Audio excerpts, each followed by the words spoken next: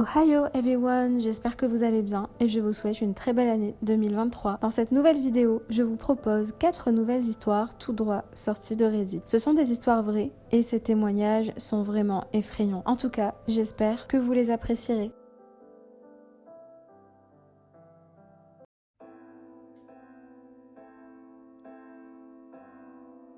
Bonjour tout le monde, je m'appelle Kenza. Mon histoire s'est passée il y a 3 ans alors que j'étais en 6e primaire pour les Belges. Avec ma classe, nous partons en voyage scolaire en Suisse. Nous étions avec d'autres écoles et d'autres classes de mon école dans l'hôtel. Je partageais ma chambre avec mon ancienne amie et nous ne faisions que nous disputer. Et ce soir-là, j'ai décidé de ne pas lui partager ce que j'avais vu. Un soir, après le souper, dans le restaurant de l'hôtel, je décide de me laver en première. Ensuite, mon amie va se laver et en attendant, je vais sur le balcon. La chambre avec un balcon avec vue sur les montagnes. Il devait être 20h quand je vois un homme sur la montagne, ce qui est bizarre car personne n'avait le droit de monter en haut de la montagne dans le noir et à cette heure-ci. Mais je ne m'inquiète pas plus à ce moment-là. Je décide de ranger un peu mes affaires et de recharger mon appareil photo pour le lendemain. Puis je retourne voir et l'homme n'est plus là. Je me dis qu'il a dû descendre et je regarde en bas de l'hôtel et l'homme était là tout en fixant le balcon de ma chambre. Je panique, mais je reste tout de même silencieuse. On va se coucher et pendant la nuit, j'entends des bruits qui proviennent du balcon. Je vais voir et l'homme était revenu tout en refixant mon balcon. Je n'ai parlé ni à mes profs, ni aux élèves, ni à mes parents car finalement, je ne sais pas qui c'est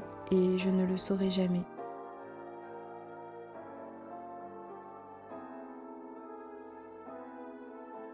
Bonjour, je m'appelle Laila et je vais vous raconter une histoire qui m'est arrivée il y a 2 semaines. Je suis allée en vacances à la plage en Normandie et on avait loué une maison de vacances qui était à 10 mètres de la plage. Je dormais dans la même chambre que ma cousine Émilie et il y avait des fenêtres au plafond. Notre chambre était la pièce la plus haute de la maison. C'était vers le toit. Un jour, en rentrant de la plage, j'ai eu un instinct qui m'a dit de ne pas rentrer dans la maison. J'ai essayé d'ignorer cet instinct. J'étais super fatiguée de ma journée alors j'ai vite mangé et je suis allée me coucher. À minuit, j'ai entendu un bruit. Je me suis rendu compte que ça venait du toit. Je me suis dit que c'était peut-être un gros oiseau ou quelque chose du genre, mais j'ai quand même ouvert le genre de rideau, vous voyez, qu'il y a sur une fenêtre au plafond. Donc je l'ai ouvert en me disant que au pire, la fenêtre est fermée. Donc je me suis mise debout sur le lit et j'ai remarqué qu'il y avait un homme accroupi sur le toit en train de fixer la fenêtre là où je venais d'ouvrir le rideau. Alors j'ai vite fermé le rideau et j'ai appelé la police. Quand ils sont arrivés, l'homme était en train de descendre d'une échelle qui menait au toit. Aujourd'hui, je me demande encore ce qui se serait passé si j'avais directement ouvert la fenêtre.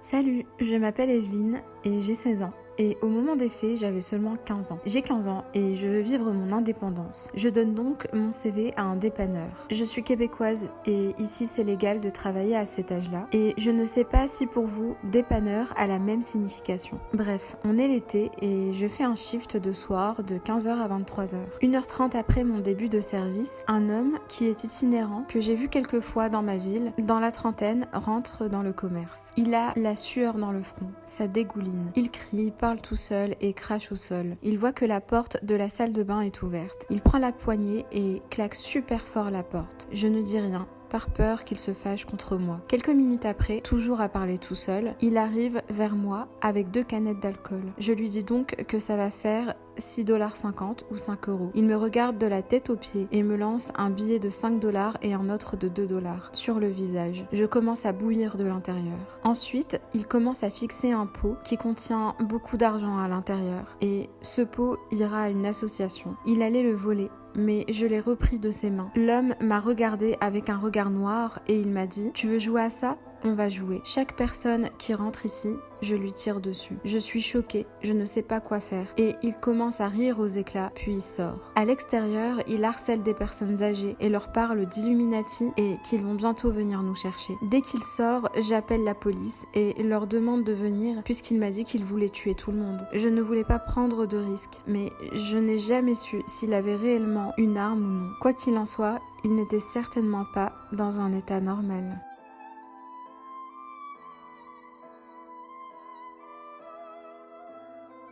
Je préfère rester anonyme. Voici mon histoire. Un jour, je me réveille à 3h du matin parce que j'entends un bruit, et plus précisément des bruits de pas. Il n'y avait pourtant personne chez moi, car je vis seule. Mes parents sont malheureusement décédés et j'étais fille unique.